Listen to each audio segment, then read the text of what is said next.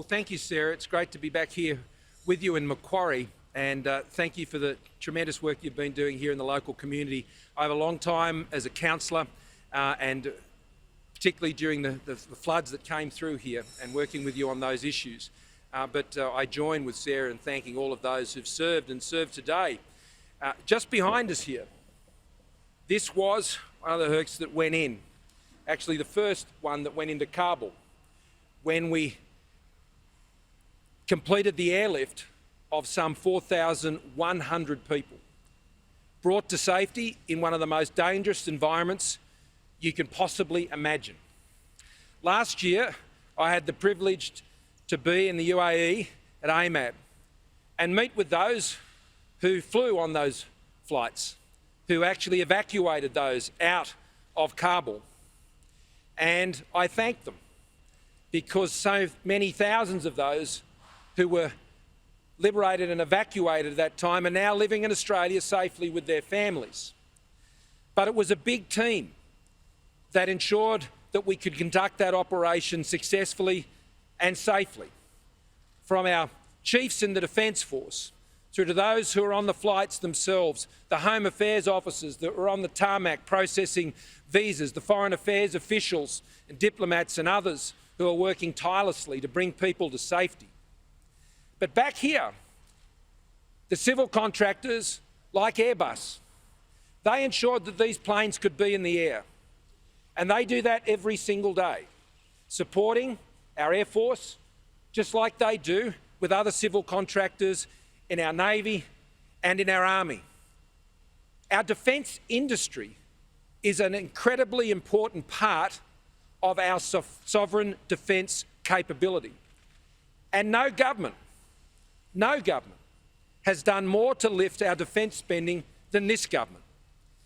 We have restored our defence spending to above 2% of the size of our economy, having inherited it at its lowest point that we had seen since prior to the Second World War. So we have been rebuilding our defence forces.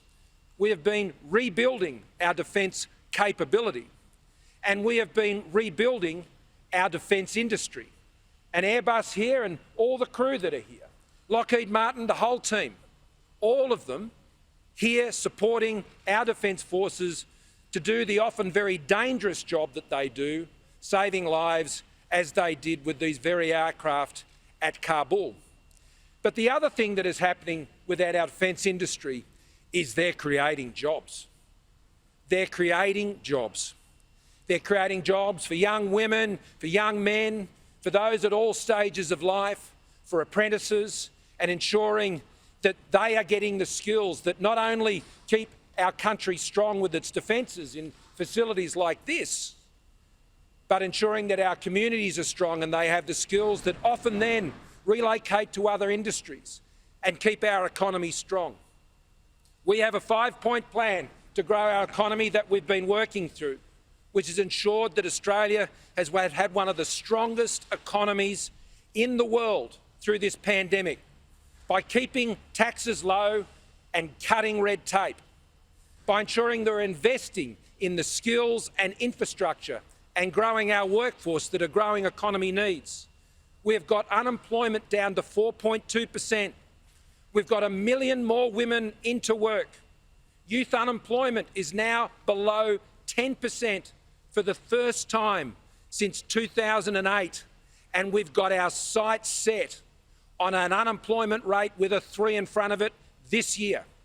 And we can achieve it because of the plan that we have put in place to take Australia through and our economy through this pandemic. We need to ensure that Australia has the reliable and affordable energy that we need while reducing our emissions to net zero by 2050 and keeping electricity prices down, which are down 8% in the last 2 years. We need to be one of the biggest and most successful digital and data economies in the world, in the top 10 by 2030. And the investments we're putting into cyberspace and cyber crimes and keeping our cyber world safe for Australian businesses while investing in the infrastructure and the skills and cyber technicians that are needed to realise that, and ensuring that we're investing in the new startups with the tax reforms that support them. And finally, it's about our manufacturing capability. I'm very proud about what our manufacturing industry is achieving, and a big part of our manufacturing industry is our defence industry. Here what you see is how they maintain what they build, and we build stuff here in Australia. We make stuff here in Western Sydney in particular, and we look after it here in Western Sydney as well. And yesterday I announced another big part of our manufacturing strategy, which is about fusing together the great ideas of our wonderful world-class researchers, not far from here at Western Sydney University and the many campuses that they have, with our best entrepreneurs. And I have no doubt that those research entrepreneurs that we will see come out of this plan, many of them will come out of here in Western Sydney, and they will start businesses here in Western Sydney, like so many have before, and they will employ hundreds and thousands of Australians. That's how you get unemployment with a 3 in front of it in the middle of a global pandemic. And that's what this is all about.